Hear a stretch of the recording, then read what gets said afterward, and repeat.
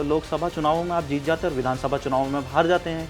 बावजूद इस पे दिल्ली की जनता कैसे आप पर भरोसा करे, क्योंकि वो तो बार बार केजरीवाल को चुन करके भेजती है। अगर चंडीगढ़ के मेयर का फैसला आम आदमी के पक्ष में आता है तो कोर्ट बहुत अच्छा काम कर रहा है। अगर केजरीवाल साहब को हाई कोर्ट रिलीफ नहीं देता है तो कोर्ट बीजेपी का हो जाता है। तो आप लोग इकट्ठे होते हैं तो वो ठीक है, वो देश हित में है, लेकिन अगर विपक्ष इकट्ठा होता है तो आप उन पर आरोप लगाते हैं, घमंडिया गठबंधन बोल देते हैं उसको। आज जेल में है पर चाहते हैं कि सरकार वही चलाए। जो व्यक्ति बच्चों की कसम खा के ये कहे कि मैं कोई गठबंधन नहीं करूंगा, आज फिर गठबंधन कर लिया। ब्रांड मोदी भी बोला जाता है। बावजूद बैकएंड पे जरूरत पड़ती है प्रफुल्ल पटेल, अजीत पवार, हेमंता विश्व शर्मा को आप ले आए। पानी तो मूलभूत सुविधाएं हैं। 75 साल आज़ाद हुए हमारे देश को हो गए और लगभग 10 साल आपकी पार्टी को हो गए। यमुना की सफाई की बात 13 में की, 15 में की, 19 में की, 20 में की। 10 साल आपकी सरकार और केंद्र में मोदी की सरकार, और दिल्ली पुलिस किसके अधिकार में आती है? केंद्र सरकार के अधिकार में आती है। कैसे दिल्ली की महिलाएं आप पर भरोसा करेंगी? कोविड के टाइम में लाशों के ढेर लगे हुए थे, स्वयं गृह मंत्री जी को दिल्ली के लिए उतरना पड़ा। गौतम गंभीर के टिकट कटने के बाद आपको टिकट मिला, गौतम गंभीर जी से बात हुई?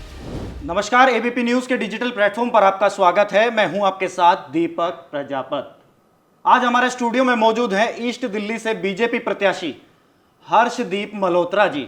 हर्षदीप जी, आपका हमारे स्टूडियो में बहुत बहुत स्वागत है। बहुत बहुत धन्यवाद आपका। सबसे पहले तो आपको बधाई कि आपको एक वीआईपी सीट से टिकट मिला है। गौतम गंभीर के टिकट कटने के बाद धन्यवाद, आपको टिकट मिला। गौतम गंभीर जी से बात हुई? हाँ, गौतम जी से बात हुई। क्या कहा उन्होंने? उन्होंने मुझे शुभकामनाएं दी, बधाई दी, और अभी अपने क्रिकेट में बिजी हैं। उन्होंने ये भी बताया कि वो जैसे ही कैंपेन आगे बढ़ेगा वो मेरे साथ कैंपेन करेंगे। लेकिन उन्होंने राजनीति से संन्यास ले लिया है। आपको नहीं लगता कि कुछ ऐसे मुद्दे रह गए होंगे जिनको वो पूरा नहीं कर पा रहे? इवन केजरीवाल की जो पार्टी है, आम आदमी पार्टी, उन्होंने आरोप भी लगाया। सबसे पहले प्रेस कॉन्फ्रेंस करके उन्होंने आरोप लगाया कि कुछ मुद्दे रह गए हैं जिसकी वजह से बीजेपी ने उनको साइडलाइन किया। ऐसा नहीं है। हमारी पार्टी में जो सरकार में लोग होते हैं उनको संगठन में काम दिया जाता है, संगठन के लोगों को सरकार में भी भेजा जाता है। पार्टी निर्णय करती है। गौतम जी का अपना निर्णय है, उनकी व्यस्तता क्रिकेट में बहुत रहती है, लेकिन बावजूद इसके मैं ऐसा मानता हूँ गौतम जी ने पिछले 5 वर्षों में बहुत काम किया।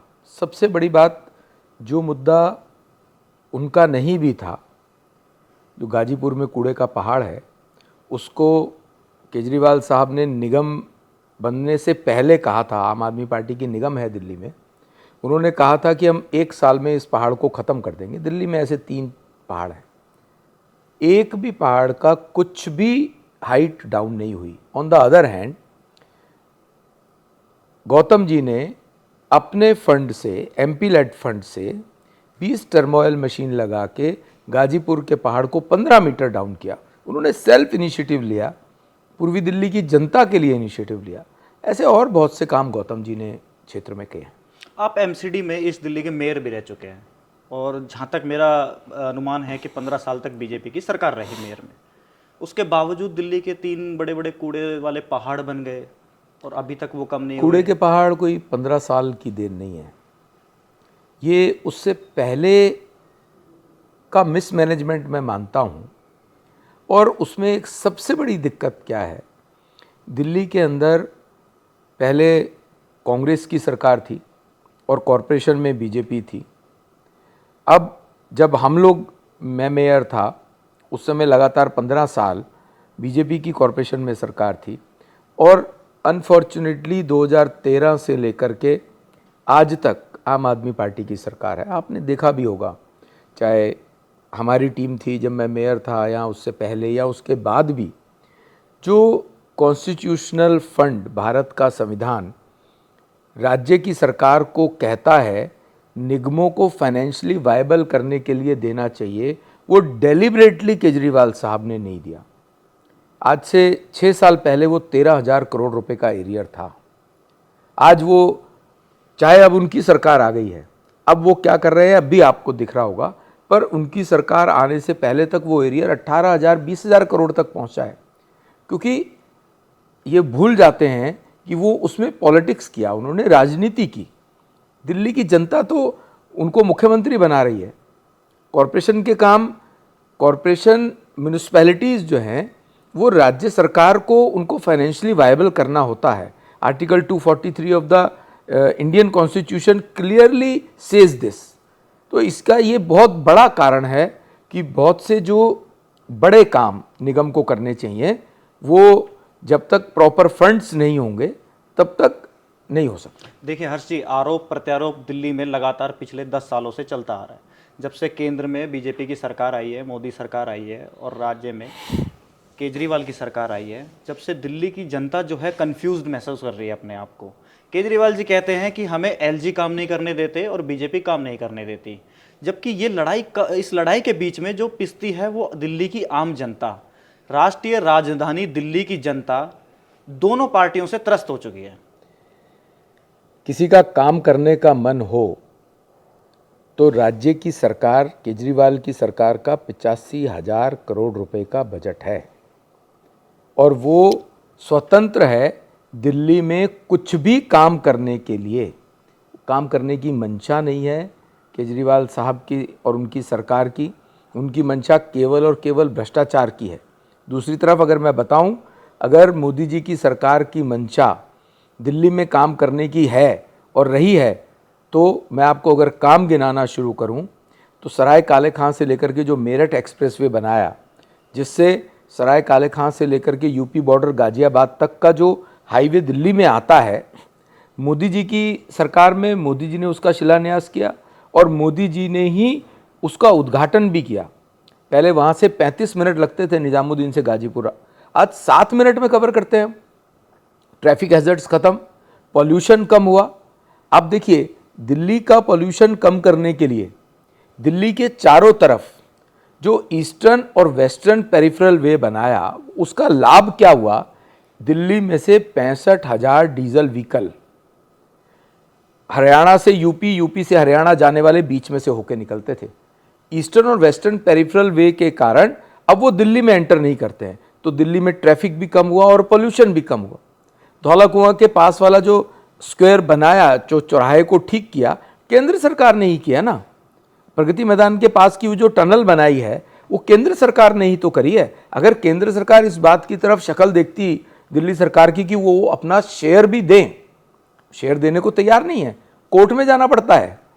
अगर 4th phase of the metro के लिए उनको अपना 400 करोड़ दिल्ली सरकार को देना था, नहीं दिया, पर केंद्र सरकार की मंशा थी कि दिल्ली दे या ना दे, हम उस काम को शुरू करेंगे।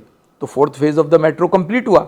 अभी उसकी 3 नई लाइंस के लिए भी यूडी मिनिस्ट्री केंद्र सरकार ने उसको अलाउ किया है। दिल्ली के अंदर दिल्ली से लेकर के मेरठ रैपिड रेल, ये मोदी जी की सरकार की देन है। अगर दिल्ली के पॉल्यूशन पर केजरीवाल साहब 1,000 करोड़ रुपया पॉल्यूशन सेस के नाम पे दिल्ली की जनता से इकट्ठा करते हैं, उस पर करते क्या है? कुछ नहीं। अगर उन्होंने कुछ किया होता तो दिल्ली का लॉन्ग टर्म प्लान किया होता पॉल्यूशन के लिए, तो दिल्ली का पॉल्यूशन कम हुआ होता। On the other hand Modi ji की सरकार ने क्या किया है? 1,000 इलेक्ट्रिक बसेस फेम योजना वाली दिल्ली को दी हैं ताकि पॉल्यूशन ना हो।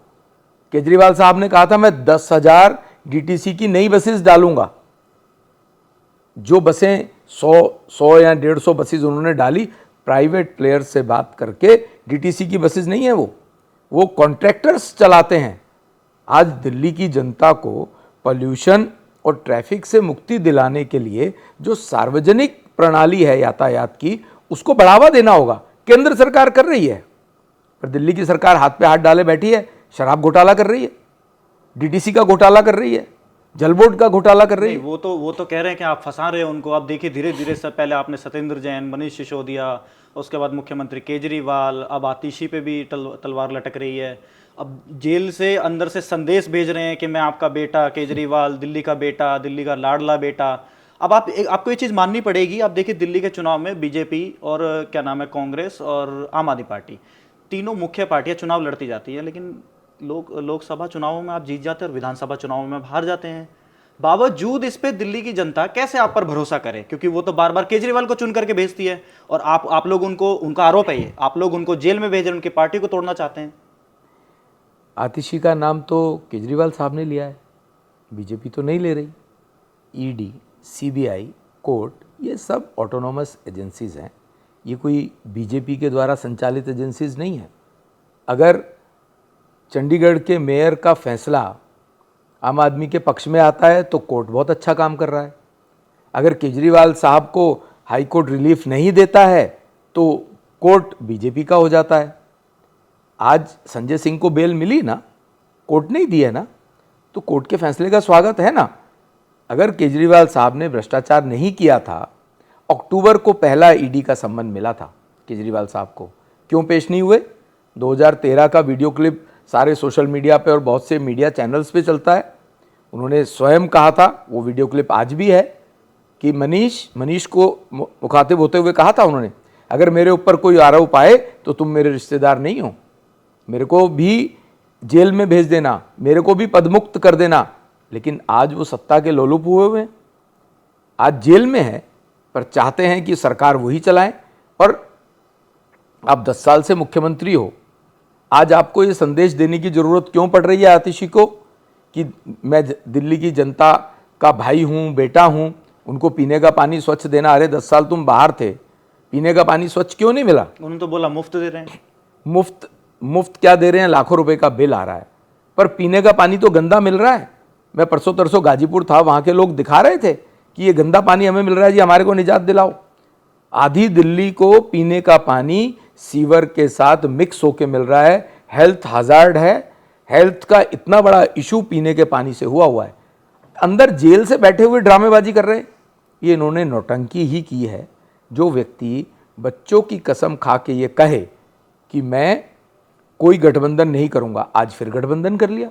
उस समय भी किया था, उस समय भी कांग्रेस के लोगों के साथ मिलकर सरकार चलाने की कोशिश की, आज फिर गठबंधन कर लिया, और ये गठबंधन भी झूठा है। दिल्ली में तो आप कांग्रेस से गठबंधन करते हो, पंजाब में क्यों नहीं करते हो? क्यों? क्योंकि आप अपने शेयर में से, अपनी सत्ता में से किसी को शेयर नहीं करना चाहते हो। इनकी मंशा भ्रष्टाचार और केवल भ्रष्टाचार की थी, और ये भ्रष्टाचार में ही आज, क्योंकि कर्म ऐसे करे हैं तो फंसेंगे ही। अगर शराब की पॉलिसी ठीक थी तो बदली क्यों? इस बात का जवाब आज तक केजरीवाल साहब ने, 2 साल से ये विषय चल रहा है, या उनके नेताओं में से किसी ने नहीं दिया। 140 करोड़ रुपए एयरपोर्ट वाले शराब के ठेकेदारों को क्यों माफ कर दिए? 2% पहले कमीशन जाती थी ठेकेदारों की, शराब वालों की, जो सरकारी जाती थी, 12%, 12.5% क्यों कर दी भाई? अचानक ऐसी क्या बात हो गई? यही सब घपला है। इन बातों का जवाब ना तो केजरीवाल साहब ने दिया 2 सालों में, और ना ही इनके किसी मंत्री ने दिया, ना इनके किसी नेता ने दिया। हो सकता है अब ईडी के सामने इनको देना पड़ रहा हो। नहीं, सारा खेल जो है वो है टाइमिंग का। चुनाव से ऐन पहले बीजेपी में कई बड़े बड़े दिग्गज आ रहे हैं विपक्षी पार्टियों के, और कांग्रेस ने तो प्रेस कॉन्फ्रेंस कर करके दिखाया कि ये बीजेपी की वॉशिंग मशीन है, इसमें कोई भी जाता है साफ़ हो जाता है। और ज़मीनी स्तर पर भी अब लोग जो आपके कैडर हैं, जो आपके सपोर्टर हैं, उनके मन में भी एक सवाल पैदा होना स्टार्ट हो गया है कि विपक्षी पार्टियों को, जिन प्रधानमंत्री मोदी मंच से आरोप लगाते थे, जिन पर सवाल उठाते थे, वो अब बीजेपी में शामिल हो गए हैं। कुछ लोगों ने बीजेपी के साथ गठबंधन कर लिया है। अब विपक्षी पार्टी करे तो करे क्या? अब आप लोग इकट्ठे होते हैं तो वो ठीक है, वो देश हित में है, लेकिन अगर विपक्ष इकट्ठा होता है तो आप उन पर आरोप लगाते हैं, घमंडिया गठबंधन बोल देते हैं उसको। हमारा कोई आरोप जो भी है वो निराधार नहीं है। ये वो लोग हैं जिन्होंने देश को 65 सालों में लूटा है। सभी के ऊपर करप्शन के आरोप हैं, कुछ लोगों पे सिद्ध भी हुए। चारा घोटाला में लालू साहब फंसे ही ना, लेकिन क्या पिछले 10 सालों में बीजेपी के किसी मंत्री पर, किसी एमपी पर, इवन स्वयं प्रधानमंत्री तक कोई एक आरोप भी है? बिल्कुल कोई आरोप नहीं है। ऑन द अदर हैंड, चाहे वो केजरीवाल हो, चाहे वो स्वयं सोनिया राहुल हों, कांग्रेस के बड़े लीडर्स हों, चाहे वो चिदम्बरम साहब के बेटे हों, इन सब पर आरोप भी हैं और लगभग सिद्ध होते हुए भी दिखते हैं, कईयों पे तो सिद्ध भी हुए हैं। तो ये झूठे लोगों का झूठा गठबंधन है। अगर इनके गठबंधन साफ सुथरे ठीक होते तो 2019 में भी इन्होंने प्रयास किया था, जनता ने नकारा है इनको।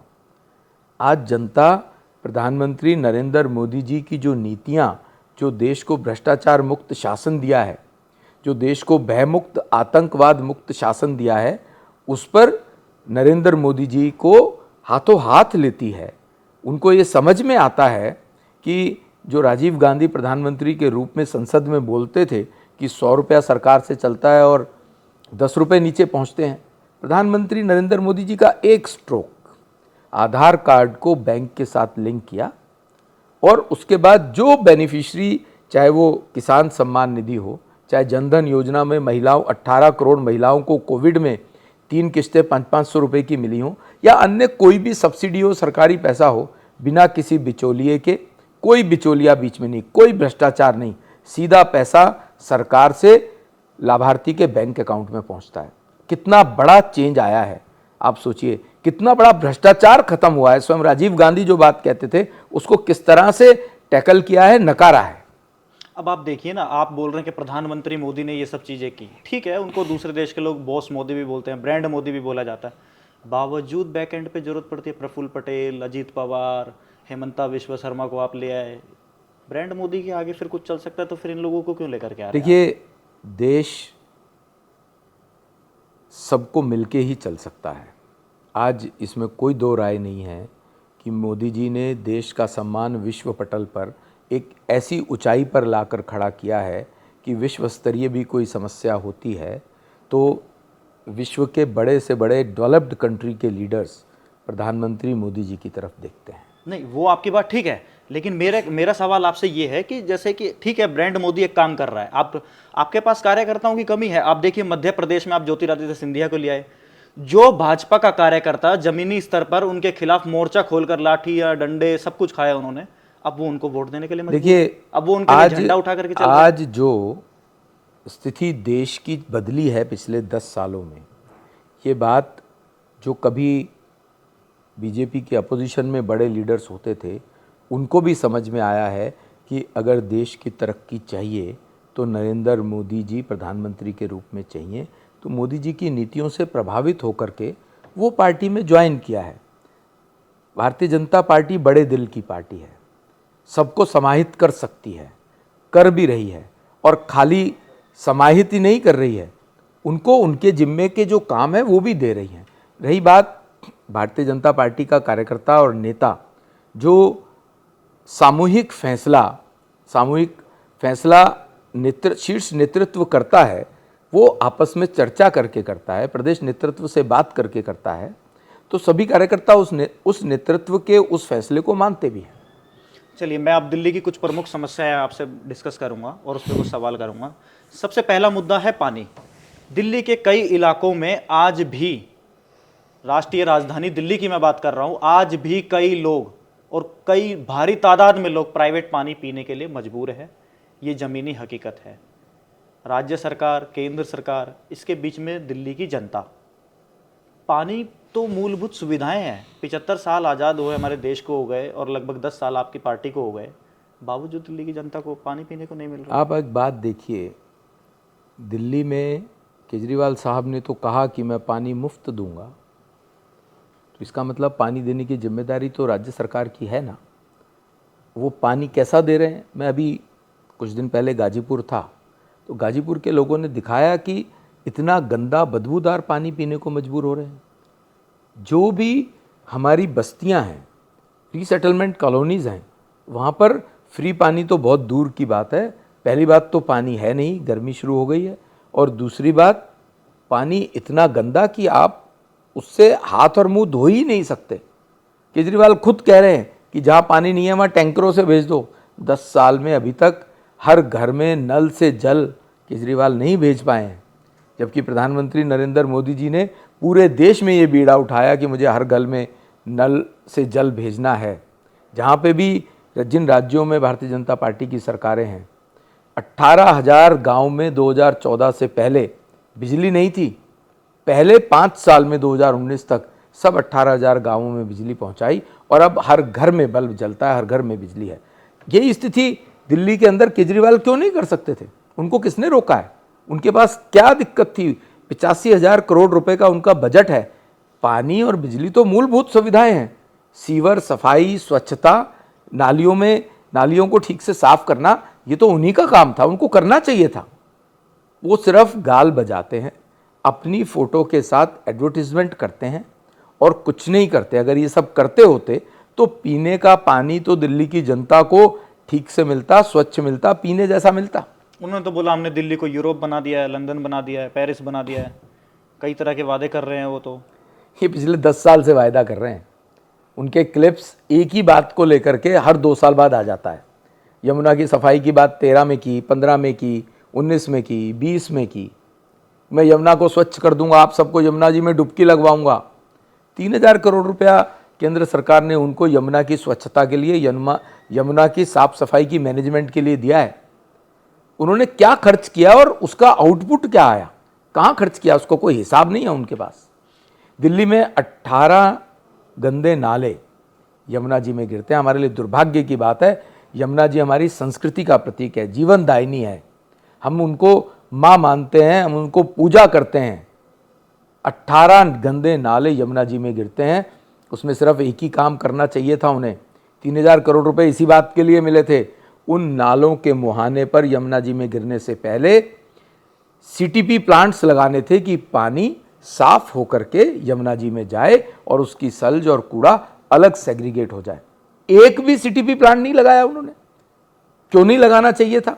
हमारे जैसा साधारण आदमी ये समझता है कि उन नालों के आगे यमुना जी में गिरने से पहले सीटीपी प्लांट लगता तो यमुना में सफाई तो वो बाद में करते, कम से कम जो रोज सीवेज के नाले उसमें गिरते हैं वो तो बचता। क्यों नहीं किया? मैं आपके माध्यम से केजरीवाल साहब और उनके मंत्रियों से पूछना चाहता हूं। उसमें भी बड़ा घोटाला है, एक दिन वो भी सामने आएगा। एक और घोटाला सामने आएगा, जल बोर्ड का घोटाला है ही। ये पहले भी आना शुरू हुआ है। आप देखेंगे कि इसमें भी बहुत बड़ा घोटाला है। ये भी सामने आएगा और ये इनमें इनके मंत्री और विधायक लिप्त पाए जाएंगे। दूसरी सबसे बड़ी समस्या है महिला सुरक्षा। 10 साल आपकी सरकार को हो गए और दिल्ली में जब केंद्र में प्रधानमंत्री मोदी जी की सरकार बनी 2014 में, तो आपको याद होगा निर्भया कांड हुआ था। बीजेपी ने बढ़ चढ़कर उसमें प्रदर्शन किया था और एक तरह से महिलाओं के सम्मान में एक रैली भी निकाली गई थी। दिल्ली की सड़कों पर जाम लगा था, कैंडल मार्च, काफ़ी सारी चीज़ें हुई। बाद में एक मोदी सरकार बनी, मजबूत सरकार के तौर पर देखा गया। उसके बावजूद दिल्ली में हम देखते हैं कि किसी लड़की के 36 टुकड़े हो जाते हैं। शाहबाद डेयरी में तो एक लड़की को, नाबालिग लड़की को चाकू से गोद करके मार दिया गया। एक लड़की अंकिता, उसको गाड़ी के नीचे रगड़ दिया गया। 10 साल आपकी सरकार और केंद्र में मोदी की सरकार, और दिल्ली पुलिस किसके अधिकार में आती है? केंद्र सरकार के अधिकार में आती है। कैसे दिल्ली की महिलाएं आप पर भरोसा करेंगी? केजरीवाल ने महिला सुरक्षा के लिए डीटीसी में गार्ड की बात की थी। 10 साल हो गए, गार्ड दिखाई नहीं देता है। झूठा ढकोसला करते हैं कि महिलाओं को मैं फ्री में डीटीसी में जाने को बोलूँगा या उनको सुविधा दूंगा। वो सब तो ठीक है, लेकिन डीटीसी बसेस नंबर कितना है उनका? अगर वो सही मायने में महिला की सुरक्षा और उनको सुविधा देना चाहते थे तो जो 10,000 डीटीसी की बसेस का वायदा किया था वो तो कम करते करते 2,500-3 हज़ार पहुँच गई हैं, क्योंकि एक समय के बाद उन बसेस को सड़क से हटाना पड़ेगा। और अगले 2 साल में ये जो 2,500 बसेस अभी डीटीसी के फ्लीट में हैं उसमें से 1,000-1,500 बसें तो ख़त्म होने वाली हैं, जो कि सड़क पे आ ही नहीं पाएंगी। तो वो महिलाएं बेचारी किस तरह से बसेस में जाती हैं फ्री के लालच में, और उनके साथ क्या दुर्व्यवहार होता है। और वहाँ पर जितनी भीड़ बसेस में है, डीटीसी की बसेस में है, वहाँ पे मार्शल तो क्या, एक कोई पुलिस फोर्सेस भी काम इसलिए नहीं कर सकती कि 50 की बस में 150-200 लोग होते हैं, महिलाओं के साथ बदसलूकी होती है, कोई सुरक्षा से संबंधित कोई गार्ड नहीं है। जहाँ तक कोई इंसिडेंट महिलाओं को लेकर के होता है, पुलिस अपना काम करती है और उस पर जो भी सुरक्षा से संबंधित और किसी एक्शन होने के बाद, कोई दुर्घटना होने के बाद उस पर एक्शन होना, अभियुक्त को पकड़े जाना, ये सब काम बखूबी दिल्ली पुलिस कर रही है। लेकिन सवाल ये था ना कि 10 साल हो गए और लगातार वही रिपीट चलता आ रहा है कि हम 10 सालों महिलाओं में की मदद करेंगे, महिलाओं के सम्मान में उतरेंगे, महिला सशक्ति नियम भी आ गया, अधिनियम आ गया। उसके बावजूद दिल्ली की महिलाएं, और कई, आप देखिए दिल्ली की एक सीमा उत्तर प्रदेश से सटती है। आज अपराधियों में खौफ है उत्तर प्रदेश के अंदर। आप देखिए टीवी चैनल्स पर, देखिए यूपी में जो भी महिलाएं घूमती हैं, साफ कहती है कि हमारे मुख्यमंत्री योगी आदित्यनाथ है, कानून व्यवस्था उनके लिए उन्होंने बहुत अच्छी की हुई है। लेकिन दिल्ली पुलिस तो केंद्र के अधीन में आती है ना। आप देखेंगे आंकड़ों को उठाकर अगर, तो महिलाओं के प्रति या कुल अपराध पिछले 10 साल में 2014 से लेकर के अब तक में उसमें सब्सटेंशियल डाउन आया है।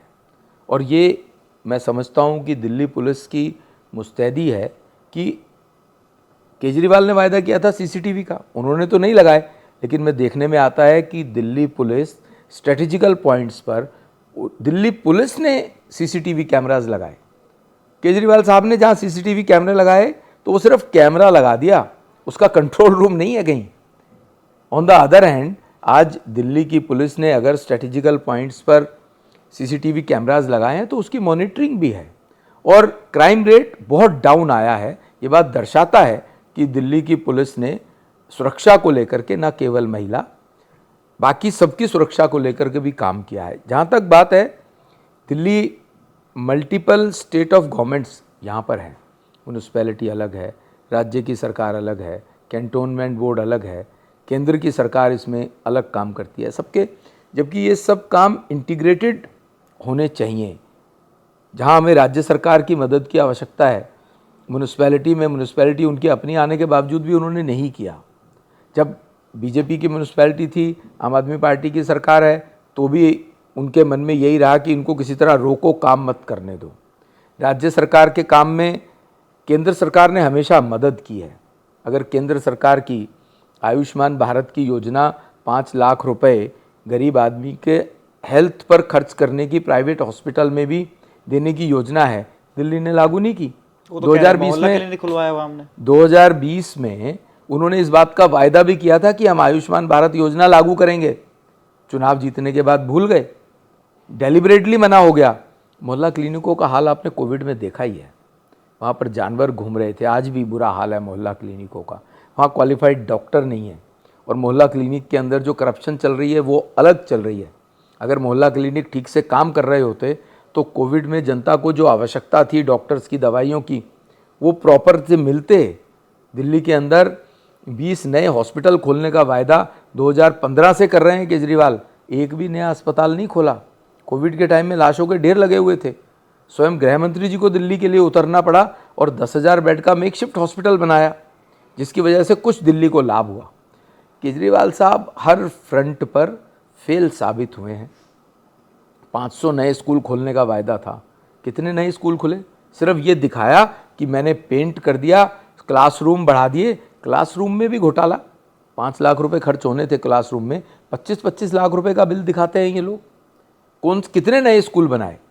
युवाओं के लिए इन्होंने कहा था कि 20 नए कॉलेजेस खोलेंगे, एक भी तो नया कॉलेज केजरीवाल साहब ने नहीं खोला। खोल सकते थे, क्यों नहीं कर सकते थे? क्योंकि इनके मन में दिल्ली की जनता के प्रति कोई संवेदना नहीं है। इनकी संवेदनाएं सिर्फ पोस्टर पर, होर्डिंग्स पर केजरीवाल की फ़ोटो और मैं भी केजरीवाल है और कुछ नहीं। देखिए, दिल्ली की जनता तो फिर भी उनको चुन रही है। खैर, अगला सवाल मेरा ये रहेगा, अगर हर्ष जी जीत करके आते हैं तो महिला सुरक्षा के लिए अपनी, मैं पूरी दिल्ली की तो बात नहीं करूँगा, अपनी लोकसभा क्षेत्र पर महिलाओं को से क्या वादा करेंगे ईस्ट दिल्ली की जनता से, अगर कहें तो आप?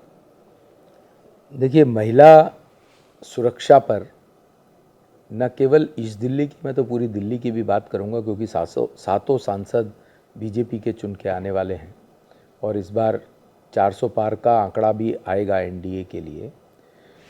महिलाओं की सुरक्षा के लिए जैसे जिन स्ट्रेटेजिकल पॉइंट्स पर सीसीटीवीज़ होने चाहिए, वो हम केंद्र की मदद से उनको लगाएंगे और उनके लिए मॉनिटरिंग सिस्टम भी रखेंगे। दिल्ली पुलिस बहुत जगह पर बहुत महिला सुरक्षा के लिए कार्य करती है।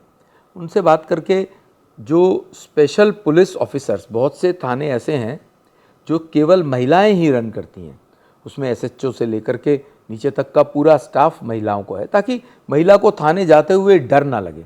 इनको भी बढ़ाने का प्रयास करेंगे और महिलाओं के मन में बिना भय के समाज में आने जाने के लिए आज हमारी युवा बच्चे, विशेष तौर से लड़कियां, मोदी जी ने 33% पुलिस फोर्सेस में महिलाओं की रिक्रूटमेंट की बात करी है और उसको कंपलसरी किया है। ये सब बच्चों में, महिलाओं में, युवतियों में एक कॉन्फिडेंस लेवल लेकर के आया है। आज हमारी बेटियां फाइटर प्लेन चला रही हैं, आर्म फोर्सेस में हैं, आज बड़े बड़े कामों में उनकी भागीदारी है, आज वो इंडस्ट्री में है, आज वो बड़े बड़े ऑफिसेज में है। उनके लिए एजुकेशन को लेकर के मोदी सरकार ने उनको बहुत बढ़ावा दिया है। ये सिर्फ बेटी बचाओ बेटी पढ़ाओ स्लोगन नहीं है, 10 सालों में इसके कारण से आज बेटियां एक उच्च स्तर तक पहुंची हैं। एक जब पहली बार आईपीएस ऑफिसर किरण बेदी जी बनी थी तब एक वो मिसाल थी, आज भी वो रोल मॉडल हैं आईपीएस के रूप में। आज हमारी कितनी ही बेटियां आईपीएस हैं, हमारी इवन ईस्ट की जो डीसीपी है वो भी महिला हैं। तो ये सब चीज़ें महिलाओं में कॉन्फिडेंस देता है कि सरकार हमारी सुरक्षा के लिए हमारे साथ हर समय तैयार है। हर्ष मल्होत्रा की गारंटी है कि ईस्ट दिल्ली की जनता या महिलाएं या बच्चे सब सुरक्षित रहेंगे? मोदी क्योंकि जी आपकी जो लोकसभा सीट है वहाँ पे पिछले कुछ 2 साल पहले दंगे भी हुए थे, काफ़ी ऐसी जगह स्थिति बन गई थी कि तनाव की स्थिति हो गई थी, कई जगह ऐसी थी। दंगे नॉर्थ ईस्ट में जाफराबाद वाली साइड हुए थे, ईस्ट दिल्ली में नहीं हुए थे। लेकिन बात गारंटी की करें तो मोदी जी की गारंटी है, जो वो कहते हैं वो किया है, करेंगे। और उसके साथ साथ उनके जो हमारे जैसे छोटे सिपाही हैं उनकी गारंटी के साथ हम लोगों की भी गारंटी है कि हम दिल्ली की जनता के प्रति, पूर्वी दिल्ली की जनता के प्रति हर समय उनके सुख में दुख में, उनके हर काम में उनके साथ हैं। केजरीवाल और उनके 62 विधायकों की तरह हम लोग भगौड़े नहीं हैं। ये बात प्रूव करके दिखाई थी कोविड के समय में। कोविड के समय में भारतीय जनता पार्टी का कार्यकर्ता, नेता, स्वयं प्रधानमंत्री जी, स्वयं गृह मंत्री जी दिल्ली की सड़कों पर दिल्ली की जनता के लिए खड़े थे।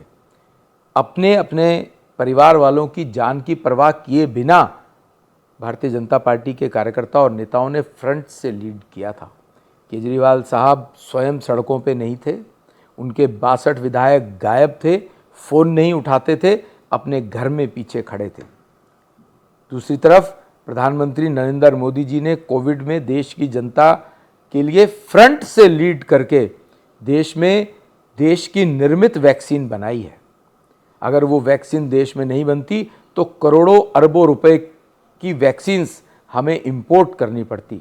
मोदी जी ने बहुत सूझबूझ के साथ, संयम के साथ और बहुत हिम्मत के साथ देश के 140 करोड़ लोगों को 250 करोड़ से ज़्यादा वैक्सीन की डोज फ्री में दिलवाई है। ये छोटी बात नहीं है, बहुत बड़ी बात है। आज भी कोविड से लेकर के आज तक मोदी जी की नीतियों के कारण मोदी जी ने 78 करोड़ राशन कार्ड धारियों को आज तक प्रति माह राशन फ्री मिल रहा है, जिसमें दिल्ली के 80 लाख लोग भी हैं राशन कार्ड धारी, आज भी उन्हें फ्री में राशन मिल रहा है।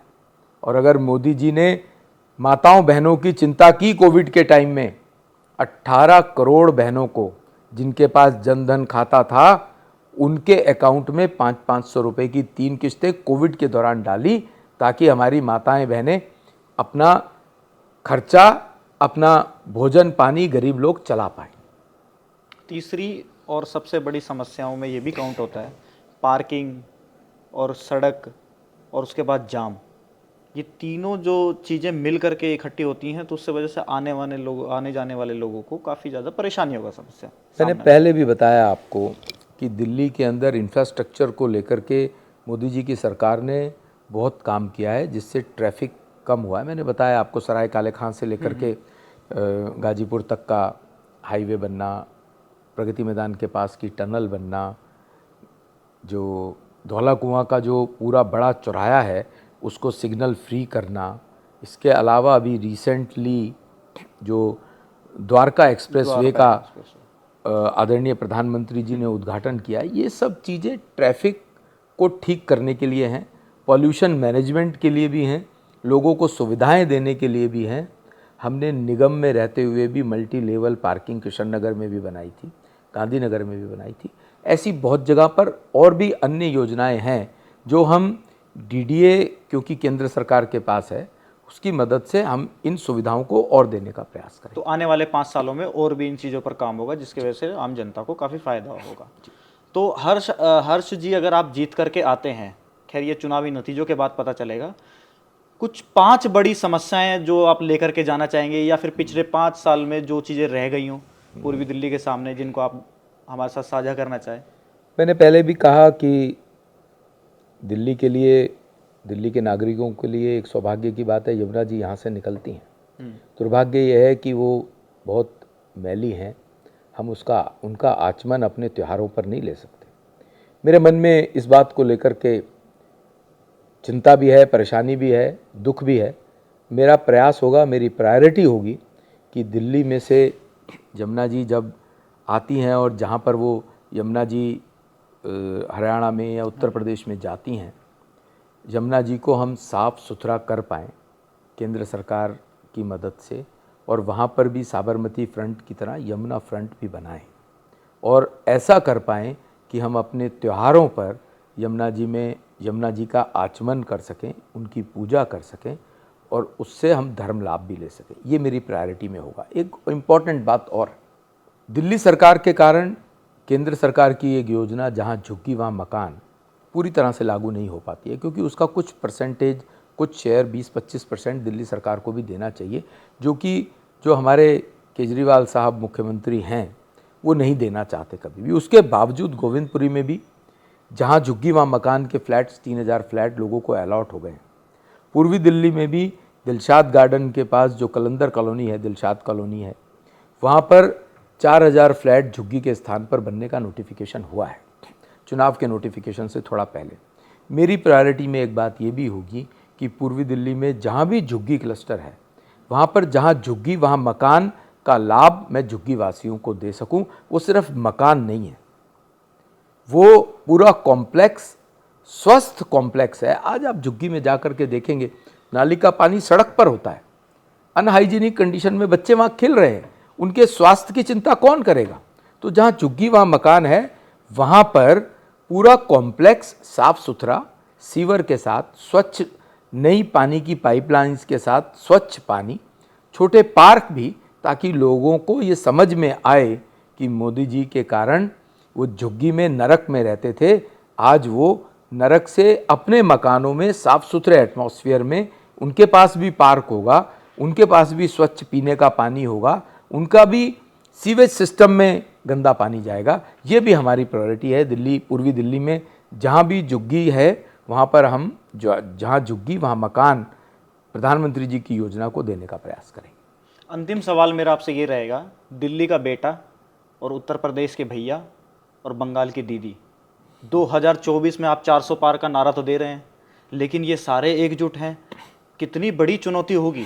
और आपकी सीट पर भी 2 कैंडिडेट मिलकर के इंडिया अलायंस ने कैंडिडेट को उतारा है, तो दोनों आम आदमी पार्टी और कांग्रेस का गठबंधन हो गया है, तो हर्ष मल्होत्रा के लिए कितनी बड़ी चुनौती है? मैं इसको कोई चुनौती नहीं मानता। देश की नहीं। जनता अच्छे से समझ चुकी है, देख चुकी है, उन्होंने सारी गवर्नेंस देख ली है। 10 साल की मोदी जी की गवर्नेंस भी देखी है। देश में भयमुक्त, भ्रष्टाचार मुक्त प्रशासन मोदी जी ने पूरे देश में दिया है।